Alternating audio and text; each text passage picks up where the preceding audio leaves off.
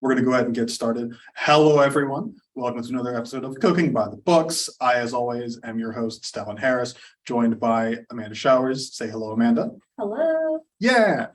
There might be some slight confusion because in the description, there was mention of Katie Ziegler, who previously did a wonderful program on cocktails and mocktails. Unfortunately, Katie could not be here with us today, but Katie and I kind of spoke to a very long degree about teas. So I'm going to impart some of Katie's tea knowledge onto all of you. But I'm getting ahead of myself. So let me pop open my screen so we can go ahead and get started. Beautiful. All right. So welcome to Cooking by the Books. This month's theme is Beachy drinks. Just add water, because I, like many of you, have endured the heat. It is June and Missouri summer is in full swing, and I don't do well in the heat.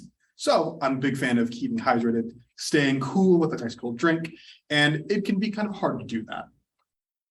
So we're going to beat the heat with some refreshing drinks that all have a very high water content. So, it's going to be easy to make some of these and get in all that water that your doctors tell you, that my doctors tell me I need to drink. Because being hydrated is important. I've been told most of us are dehydrated. I definitely am. So this should help ease some of that. And the bonus part, they are all delicious. I've tried them. I'm biased, but I will say they're all delicious. But the real core to this is that staying hydrated is hard. I've been told various figures as to how much water we should drink. I've heard anywhere in the neighborhood of between around 100 ounces a day. Maybe that's too much. I don't keep up with precise figures, but what I'm being told is that most of us are dehydrated. I try to drink water, but it is often hard and it's often tempting to drink other things. I don't drink soda, but I do like a juice or things like that occasionally. And water, depending on where you get it, might taste a bit weird. I know regional variances in water. Some folks filter their water. There's a wide variety of water preferences. But overall, staying hydrated is hard. But there are things we can do to make it a bit less hard. For instance, have a nice cold glass of tea. That's right, the Southern classic. For a reason, everyone loves sweet tea or non-sweet tea or tea in general. Tea is a wide-ranging beverage to fit every taste and preference. And so we're going to talk a bit about tea, specifically cold brewing tea.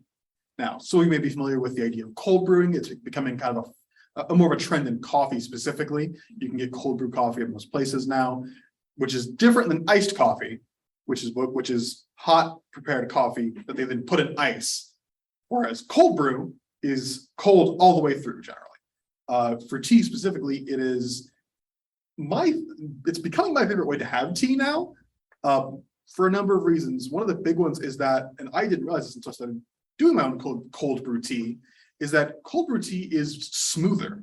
It isn't as bitter as tea. Because one of the big sort of downsides of drinking unsweet tea is that it can have that bitterness to it. And some folks like that. I go back and forth on it. But by cold brewing your tea, you cut a lot of the bitter compounds, the tannins in the tea that give it that signature kind of bitter flavor. You get that because you're heating the tea itself. When you don't heat the tea, you get some of that delicious tea flavor, but without any of those bitter compounds.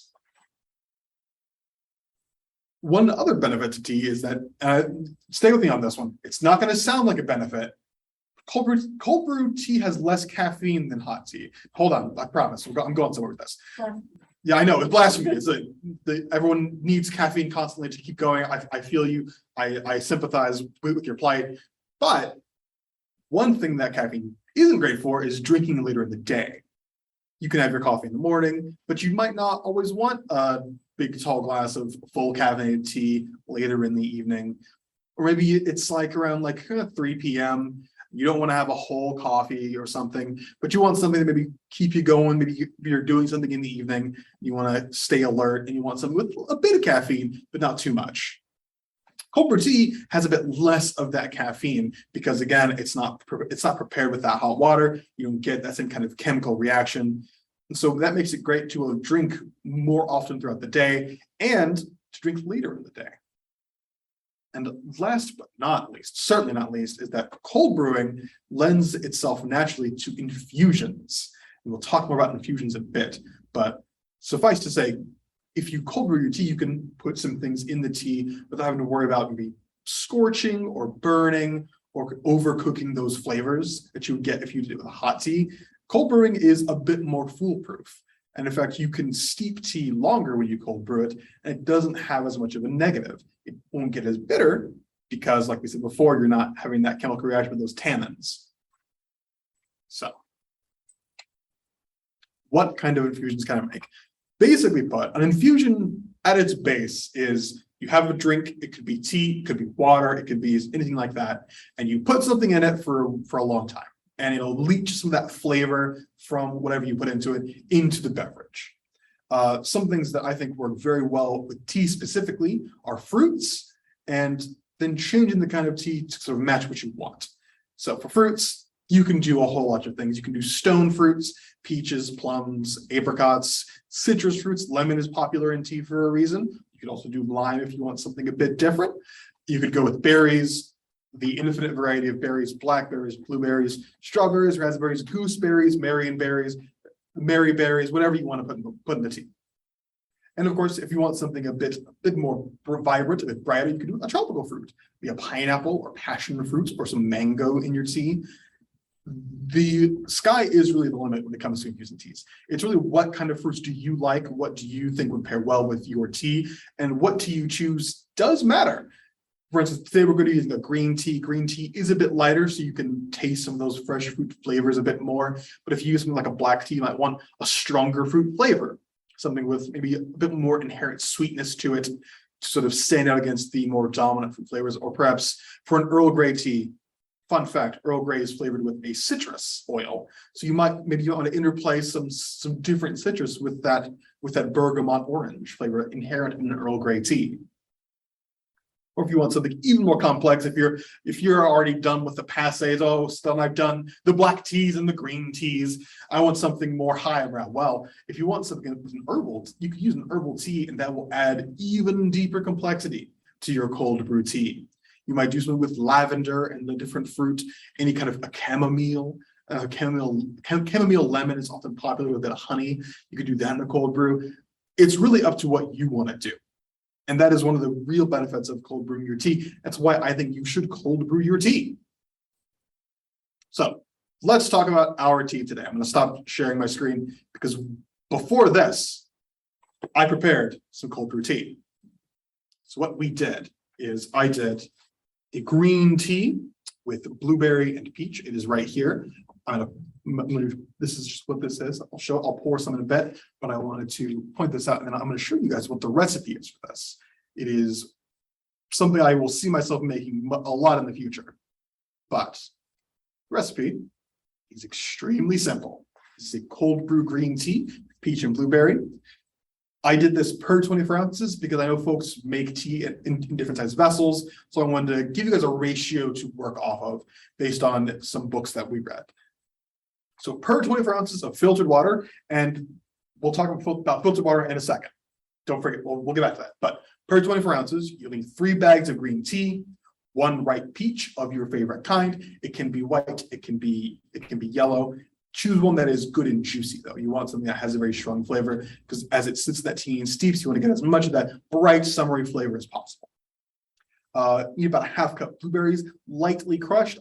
Now don't make jam out of the blueberries. Don't squash them flat, but you want them just a little bit bruised, a little bit opened up. That way, when they steep in that tea, you can get some of that blueberry flavor without having to maybe blend it or end up with a bunch of like blueberry pulp in your tea that you might have to filter out later. That's no fun. That's an extra step. I'm not here to give you extra steps. I'm going to make this as simple as possible. You can enjoy a delicious green tea right now. And then, of course, ice to serve. And then the key player is simple syrup. We'll talk about simple syrup in a minute. Simple syrup is going to be our sweetener. Some of you may not be familiar with simple syrup, but we'll talk about it in a bit. If you want to make this tea, it is incredibly simple. You will take your tea bags and your fruit, place them in your vessel of choice, add your water, let that steep for about 6 to 8 hours. I've gone as far as 24. You can do a whole day. You could probably get away with 2 if you just kind of forgot about it, like I did one time, and it came out delicious. Because again, we're not heating the water, we're not getting those tannins. It's not going to come out super bitter if you oversteep it a bit. But I hear you say, Stellan, what's simple syrup? I don't know what this newfangled beverage technology is. Don't worry, it's not that newfangled, I promise. All simple syrup is, it's a lot more common in alcoholic drink preparations. Got tongue-tied there for a second. Alcoholic drink preparations. All it is equal parts sugar and water, put in a pan, heat it until the sugar dissolves. That's it. You don't need to bring it to a boil. It's just got to go until that sugar dissolves. You put it into your vessel of choice, and that is a secret. It's the secret way to sweeten all your best drinks. Because I know, like you, like me, you've been in a situation where you're making a big pitcher of tea. You have company coming over maybe, and you know that someone's going to want sweet tea. And you think, all right, so you get your nice jug of tea, and you break out your sugar, put it in the tea, and you're stirring and stirring and stirring and stirring and stirring. And you think you're done, and you hold up to the light to look at the bottom. There's still a little bit of a dusting of sugar in there, so you're stirring some more. I hate doing that. It is annoying. And if you sweeten with simple syrup, you don't have to do any of that because it's already dissolved. It's already dissolved in that water. You just add as much of that liquid as you need. Taste along the way, and then you're golden. So that is simple syrup. But I hear you say we're thirsty. Don't worry, we'll get to this. Before we move on to other things, I think we have to highlight this tea with our ever faithful taste tester, Amanda Showers. So we have our tea. Here it is. This is all this is. I've even still got the tea bags in there. They're right there. They don't need to be, but they were, because I was still steeping this. So now what we're going to do, got my cup of ice here, my tea that's been steeping for about a day. This is unsweetened, but if we want to sweeten it, we can put some simple syrup in, be a simple syrup. But I'm going to get impartial third party. Amanda, please. Judge here. Please. All right. Be harsh. Yeah. Very fresh. Very fresh. Yes. You can really taste the peach. Yeah. Mhm. It's coming through very well. Yeah. And that took me 10 minutes to do. And then it sat in my fridge and I did nothing else. And now that's good to serve at a party, at a picnic, any kind of event. Mhm. And we're good to go. Thank you very much, Amanda. Oh, filtered water. Filtered water. Yes. Thank you for reminding me. Yes. So the reason I recommend filtered water is because water quality varies quite a bit. Some folks have harder water than others. And in something like cold brew, the quality of water will matter more. Because you're operating with very few ingredients, like in most cooking, in anything with few ingredients, you want the best quality. And so to eliminate having to deal with any kind of variance in water quality or anything like that, just buy some filtered water. It's cheap. If you have a water filter at home, even better, just use that. Is it necessary? No, you can make tea with whatever you have. I'm not going to stand up here and say, don't make this recipe if you don't have filtered water. Well, that's ridiculous. Make it what you have. I recommend the filtered water to eliminate some extra variables, but if you don't want to deal with that, then don't. It's fine. But so that's one drink down. That's our tea. Good to go. So let's keep going. Because I hear you. I hear you crying out through our Zoom meeting, but I'm still thirsty. Like this adorable cat trying to get some drink. This is you, my lovely viewers. And so I am here. I am the spigot that will help hydrate you, I promise. And the way in which I'm going to do that is with Agua Frescas. I know it's fancy. We're branching out, going out of our comfort zone, but don't worry. We'll do it together. So, what are Agua Frescas? Agua Frescas are a type of non-alcoholic beverage popular in Latin America. Usually consists of some kind of fruit or seed or cereal, water, and a sweetener. And that's it. Again, very simple, very easy to make. You can make Agua Frescas with a wide variety of fruits and vegetables. I've seen vegetables sounds weird. I've found recipes like a cucumber Agua Fresca, sort of like that cucumber, like the spa water kind of stuff you can get. It seems legit, but you can do cantaloupe to cucumber, mango to melons, peaches to papaya. Choose a fruit that you enjoy, and then customize so that it tastes like how you want it to. And if you're trying to cut back on the sweetener, this is a great way to do that because you're using a naturally sweet fruit in most cases. You probably won't need as much. If you want something creamier, well, we're gonna make a horchata with almond and rice that has a bit of milk to it that adds a delicious, creamy, yet not heavy note. Very key. The horchata does have some milk to it. It's got some starchiness to it. It's a bit thick, but in a good way. But it is not very heavy. It's not going to weigh you down if you're going out into the hot sun. I promise. So let's talk about how do you make the Agua Frescas? Very simply, you chop up your fruit or vegetables. You blend it. You strain the blended ingredients into the vessel. You add water, sweetener, and any other flavorings, and you're done. That's it. I'm here to give you simple drinks. That's what we're here for. And the Agua Frescas are extremely simple. So that's it. Yeah, that's really it. I promise. I'm really trying to hammer home. These are very easy to make. I think you should make them as a way to get more water in, or just make delicious drinks that you don't have to pay an arm and a leg for.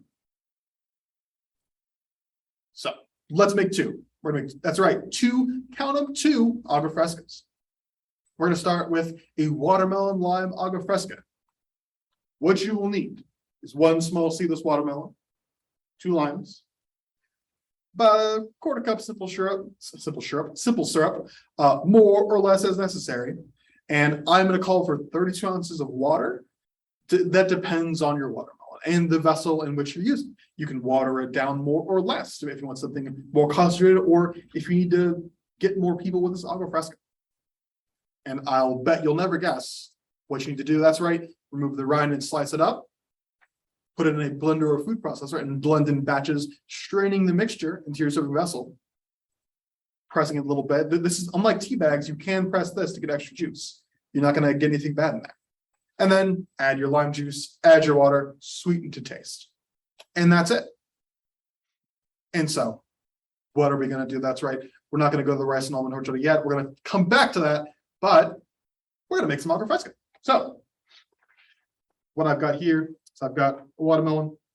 This is a half of a small seedless watermelon. I cut the other half up, which is right here. I've got my food processor right here. And we're gonna do some 2 batches. Oh, casualty. So I'm gonna pop the top off. I'm just gonna pop these in here. I'm pretty sure most of these will fit in the first batch. If not, we can do it in 3 batches if we really need to. Does it have to be seedless? No, I'd recommend it. If you don't use seedless, you'll end up straining out the seeds anyway. Just so to save yourself some heartache and buy a seedless watermelon. Can you do this with a bigger watermelon? Yes, you'll just have to do it in more batches. It scales up very easily. So that's all that's half of a seedless watermelon chopped up. I'll show you how I cut it up here in a second. I wanted to get this started first. Bam. So as always, I am respectful of your ears. I do not want to make you listen to me blend things over Zoom. That sounds miserable. So I'm going to mute briefly and then we'll come back and I will show you what we've got. Oh, did we mute? No, we didn't mute. Aha.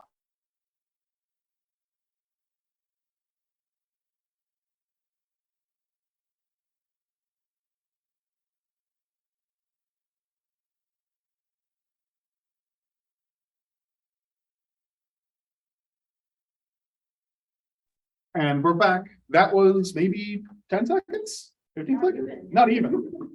And we have a frothy, delicious watermelon juice, which I'm going to now strain into here. I've got my big metal strainer. Gonna unlock that, pop it over here. I'm just gonna pour it all in there. Chopped up seeds, there's all manner of stuff in there. Oh no, lime down. That's okay. We'll come back for it. No lime left behind. So as I said, we've got a lot of this watermelon fiber, all the plant fiber that was making up the watermelon, tons of juice trapped in there. Make sure, press on that a little bit, get the shrink back down, get all that delicious juice. And if you're not in a hurry like I am, you can do this over a longer period of time. You can put it all in here and press it and then leave it overnight like you might if you were straining a cheese or a yogurt. But I don't have time for that. I'm on a timetable. I have to keep you folks in the know and get you folks all the delicious Agafresca knowledge that I have. But once again, just pressing this down, getting as much as possible. And I think we're about at that point. If you really want to get the maximum bang for your buck, you keep going to this until it's much drier. I will not do that because, like I said, we're on a timetable. All what's left here is just a bunch of watermelon fiber. There's a bit of juice in here, but a lot of that delicious juice is going to be down there. So, I'm going to take that out. I'm going to get the last bit of this particular batch.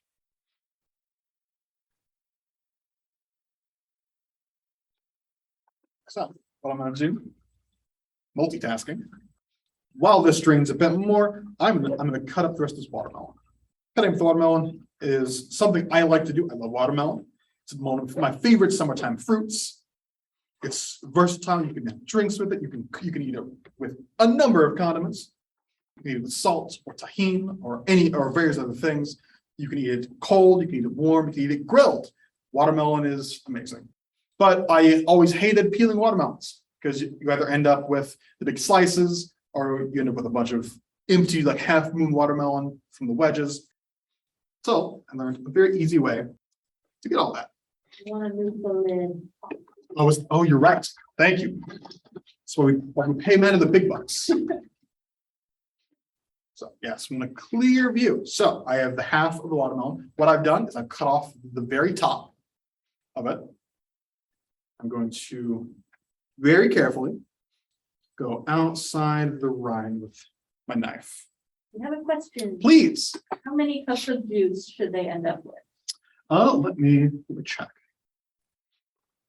Because this is about half. So this is about 16 ounces. So I'd say about 4 cups generally for the whole seedless watermelon. But again, each watermelon will be different depending on how juicy it is, how ripe it is. Say, play it by ear. This is one of the recipes that is incredibly customizable. You don't need like hard and fast ratios. Just taste. So you will be the best arbiter of how much you need. If you have a bunch more juice than I get, let me do it. Juicier watermelon, just as necessary. It should taste like a delicious, slightly sweet watermelon beverage. And as long as it does that, you're in the clear. So, like I said, we're just shaving off the rinds. It's okay if we don't get it all in the first try. We can take another pass. And it's okay if we don't get all the white off because all the white is just fiber. We're not going to eat it anyway. We're going to get all the juice out of it and we'll be good to go. But this takes minutes, if even that. It's incredibly simple. It's my favorite way to do watermelon.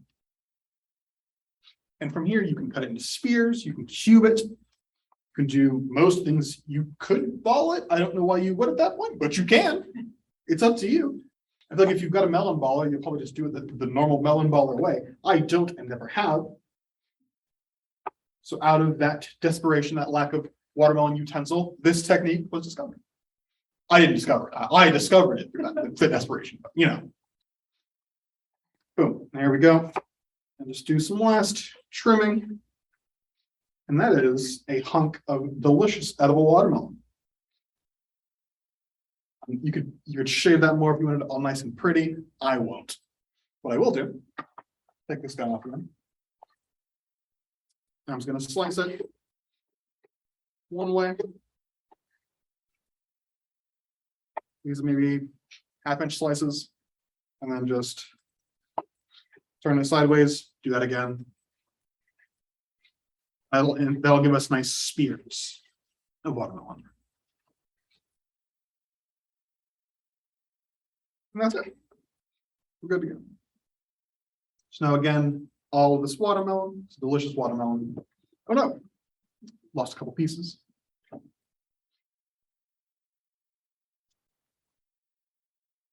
Well, the delicious watermelon is going in the food processor.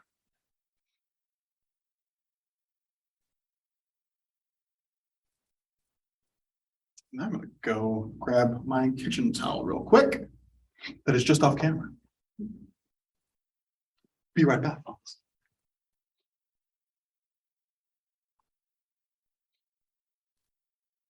All right. because always want to clean up as you go. Got some watermelon spills, but it's all right. So now, got our watermelon bag in here. We're gonna do our second batch. Preemptively, I'm just gonna get this out of here. This watermelon fiber has done its duty. Any last vestiges of juice, and they're going out to my little watermelon pulp storage station. Patent pending. But yes, one more mute for this time, and we'll come back and we'll finish up our watermelon Agua Fresca.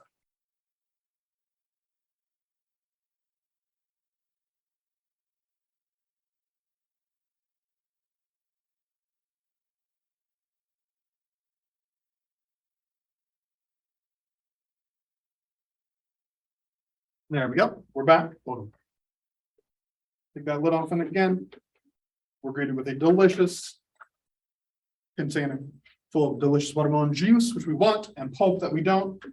So we'll unhook, pour in.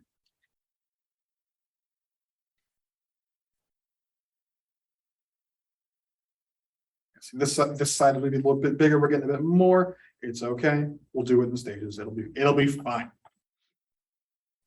Place that here, do a bit of a turn it around, we'll give all that juice the chance to filter down.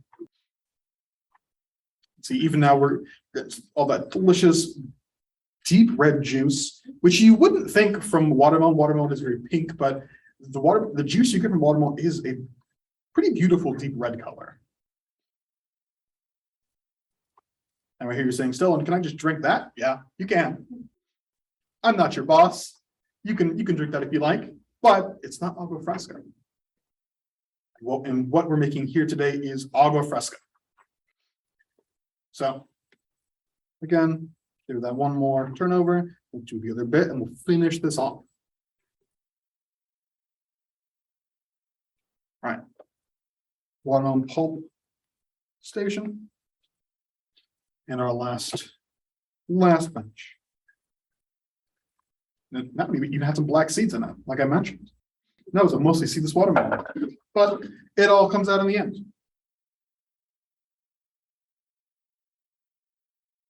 Give this one last turnover. And while this is draining, I'm gonna go ahead and prepare my lime. We'll start with one lime. Chopped in half. That'll go in my juicer. When it's time for that, which is almost now. One last turnover, one last squeeze, and this is done. Now, what can you do with the watermelon pulp? Probably be pretty compostable, I'd imagine. Say it's mostly just vegetable fiber at this point. I don't know if you could eat it. I don't know if you would want to. It doesn't taste bad. It just won't taste like much of anything. Another question. Please.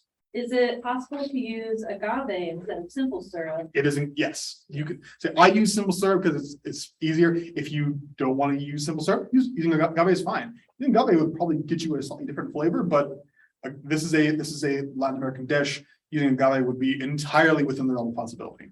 Use what you have. Part two of the question. Yes. Could you use a French mill to separate the fruit juice from lime? You probably could, yeah. So I haven't used a French mill, but I would imagine you could use a French mill for it. So anything that will let you grind this sort of resulting pulp and get that juice out there would probably work. I don't know if like a salad spinner would work. It might. It'd be a bit odd, but I think a French mill would definitely work. But if you do that, let me know how it turns out. I'd be very curious to hear about that. But in the meantime, we are done with that. So we have, let's see how much juice did we end up with?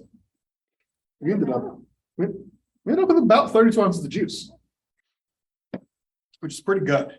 So now I'm going to add my lime juice. We'll start with the juice of one lime. See how we like it. If it needs some more acid, we can put some more in there. The acid will help just wake up those flavors a bit. Okay. Now I'm going to go in with our water. And again, fill her up. Dilute that down a bit. I'm going to add some ice now. That'll further dilute things, but also cool the drink down. Just. And it's nice and frosty. And now comes in our sweetener. I'm going to start very conservatively because I've not tasted this yet. We'll do tablespoons. I'm going to eyeball this. And we'll give her a stir.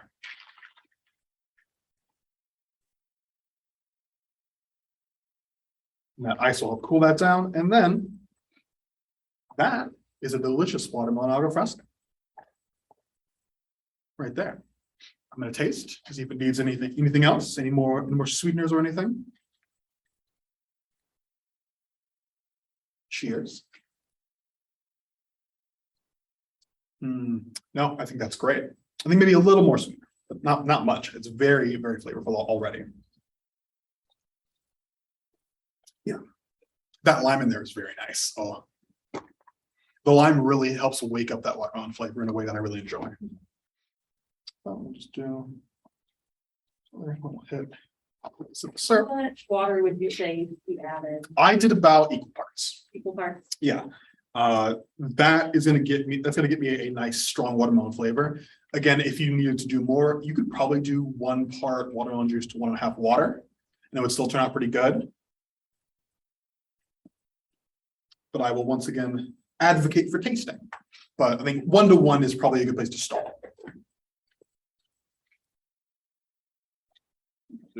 One last taste test before we have Amanda tell us the verdict. I'm biased, so you can't trust me, but. Oh yeah, there we go. All right, Amanda. Yeah. Second drink of the day. Delicious watermelon Agua Fresca. I'm gonna keep Amanda hydrated. By I God. know, I was gonna say, I'm gonna be very well hydrated.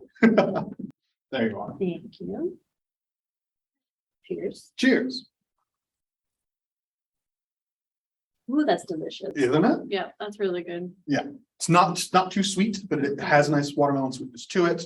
Yes. And that's diluted by half. Yeah. So You like watermelon? yes, if You'll you're a like fan, this. if you're a fan of watermelon, it's not to be watermelon, any kind of strong tasting fruit like this could work. Mhm. You would need to adjust to make sure you get the right amount of juice, but it's a great technique to have in general. Thank you. Of course. Amanda, in return, would you do me a favor? Mhm. Would you please wash this as I tell the wonderful folks about our second Agua Fresca of the day? For sure. Thank you. And remember, folks, always be sure to wipe up as you go. We got a little, the watermelon juice got a little bit into places, but that's why we keep a towel to keep things clean. So luckily, I'm not going to need my board for this because I did some prep beforehand for our last Agua Fresca, so that's going over there. But I'll hop back to our presentation to talk about the other Agua Fresca. So our last drink of the day is a rice and almond horchata. What you will need for this recipe is 1 cup of long grain white rice, 1/2 cup almonds, blanched and chopped specifically, 2 whole cinnamon sticks, about a tablespoon of vanilla extract, 1 12-ounce can of evaporated milk, 1.5 cups of whole milk, 1 liter of water, ice, and simple syrup to taste. I say start with like a 1/4 cup of the simple syrup and then go up from there as necessary.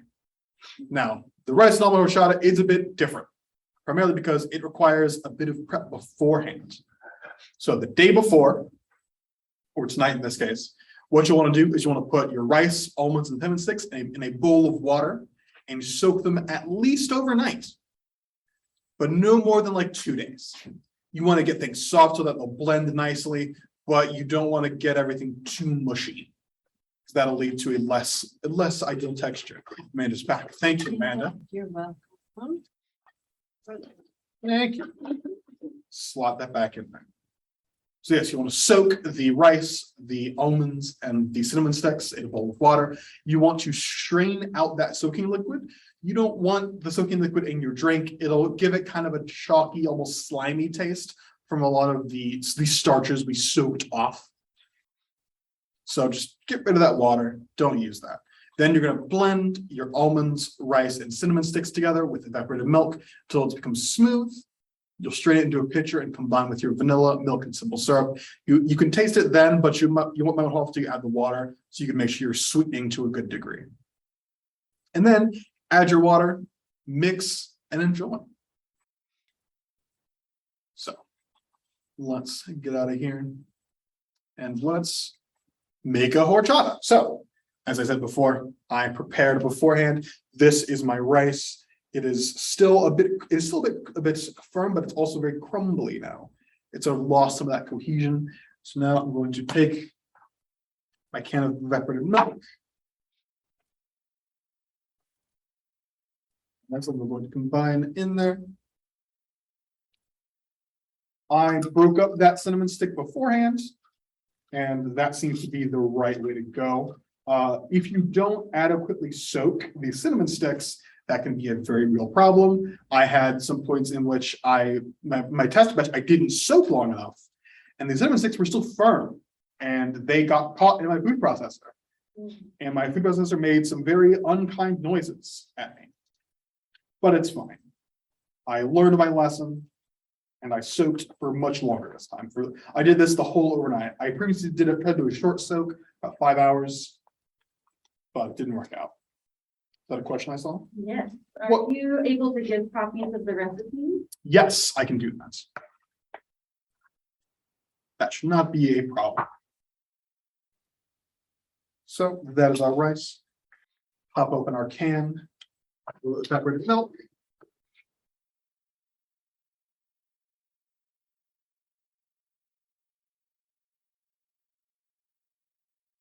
Beautiful.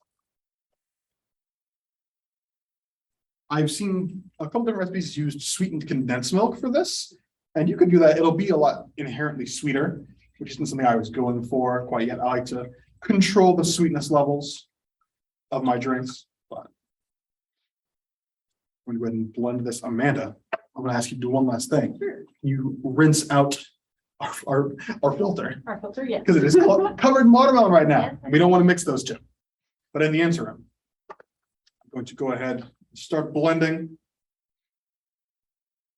Clear off some of that rice that fell on top. This is just our rice, our almonds, our cinnamon sticks, and our evaporated milk. I'm going to blend briefly, and then I'll come back to you.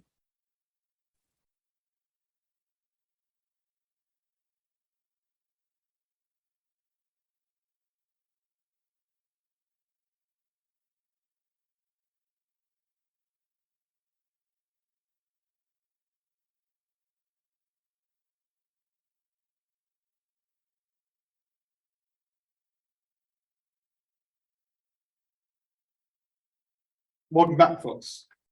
We're not done with the blending, but I wanted to let you know from the process. So if you're doing this in a food processor like I am, you want to be sure.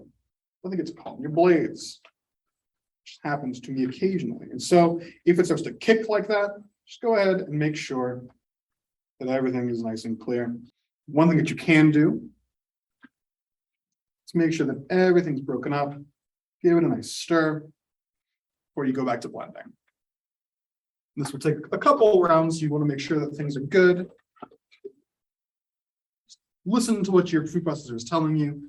If it's doing things that seem bad, stop. Give it a stir. Make sure everything's good. So once again, we're going to meet again for our second round of blending.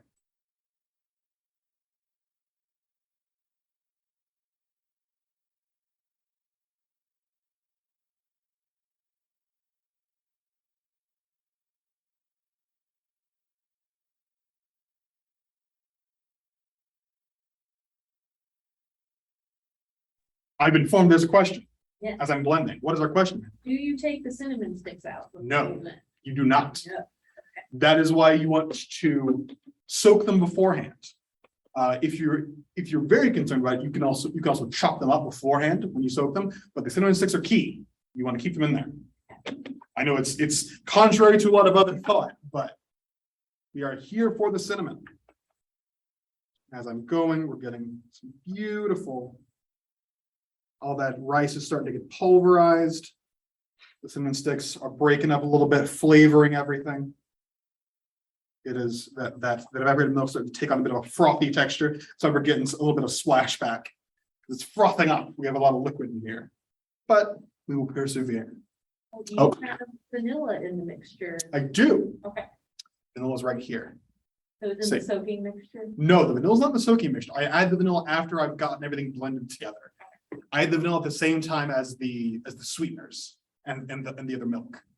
So we'll go for one more blending cycle. And we'll see, make sure we're good. Oh, question? No? I said thanks. Of course.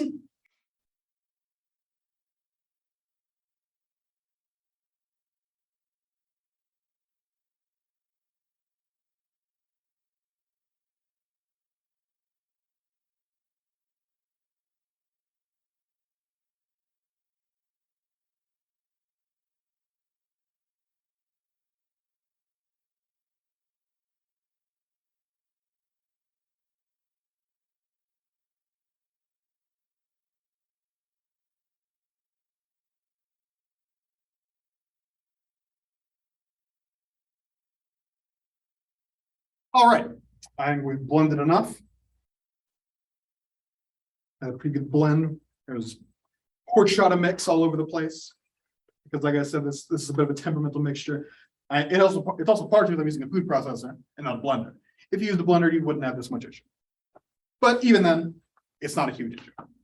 Just wipe it up as you go. But I think good on blending. Things are, yeah.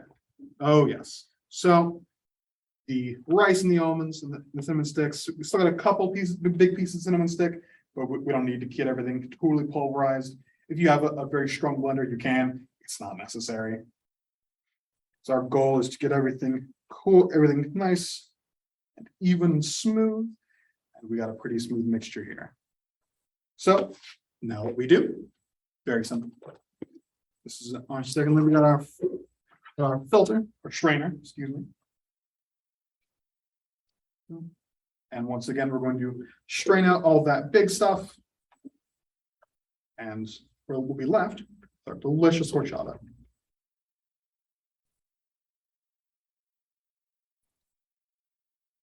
Beautiful. Yep. Still some big pieces of blade fall. Still some larger pieces of like rice, but a lot of this is that it's kind of like rice. I don't know, kind of like a powder, not a powder, more of a. It's like sand, I think is a good way to think about it. It's rice and almonds kind of mixed together in a sandy kind of texture.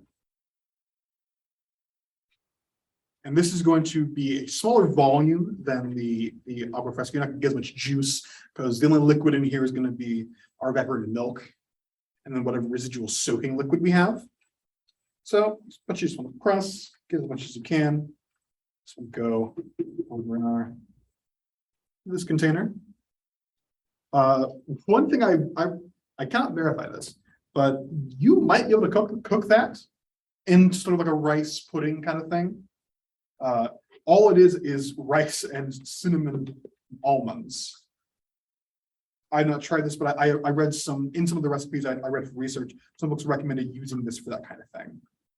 Again, I cannot say that it is good, but it is something I read that I pass on as a fun fact. Thing nice. All right. Now I hear you saying, but still, this seems like a lot of work. Is it worth it? Well, one, yes. But if you don't have a food processor at home, you can simulate part of this by starting with either an almond milk or rice milk and using that to start this process rather than having the soaking and all that stuff. Adding some cinnamon will get you a similar product, not exactly the same, but it's a good kind of hack if you don't want to go through the whole process. So go here. And now we're going to add our milk and our vanilla. So we're going to go in with some vanilla. Is there any water in the soaking mixture? Yes. So I soaked the rice and almonds in water. So there'd be a little bit of residual water from there, but you don't want to use that water because again, it's got some of that free floating starches in it. And that can make your drink a little bit slimy, which can be unpleasant.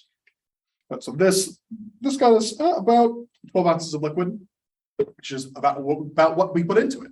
So that, but it's now also enriched and flavored with the cinnamon and the rice and the almonds and all that good stuff. So now add in about a tablespoon of vanilla, eyeballed, and then our second milk. This is 1 cup of our milk. 1.5 cup. Grab that from off camera.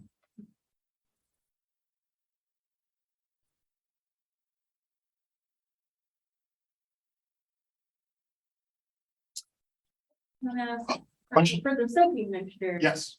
Exactly, do you know how much water exactly you put in? I'd guess for this amount, I'd say probably about 48 ounces. That's what I put. It probably won't matter a whole lot, but that's what I would start with. The big thing you want to do with the soaking is make sure everything is covered. Make sure everything is covered in water and has time to get very soft. Another question, Yes, I love these questions. did they make this with cashews and oats? Yes. Instead of rice? Yes, definitely. So this is, again, the Agua Fresca is something that you can change a bit. Will it be traditional? No, but that's fine. Doesn't matter. It doesn't have to be almonds and rice. It doesn't have to be anything.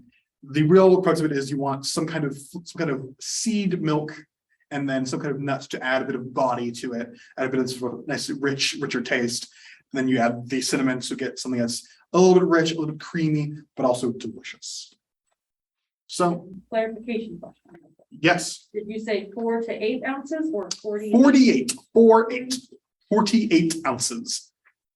Sorry, I'm talking very fast, not enunciating correctly. Okay, so now we have our mixture. This is just about, let's say about 24 ounces of liquid, a cup and a half. About the 12 ounces of beverage milk in a cup and a half. So, and about a liter of water.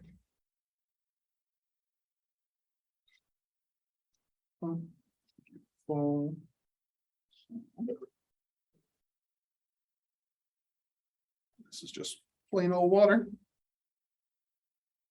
I'm gonna stop just short so I can add some ice. That will cool it down and dilute it slightly. Right up that point we want. Measure via displacement and you'll be good. And we'll give it one last stir. And now I'm going to sweeten it. Use, might have used the rest of my simple syrup, but that's okay. We'll start with nice 1/4 cup. Get that stirring around. And then we'll taste. See how we're doing.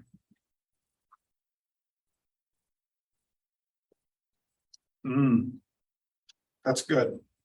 We do need more sweetener though. That's about 1/2 cup, but a 1/2 cup of simple syrup there for these amounts. I'm pretty confident that's gonna be done.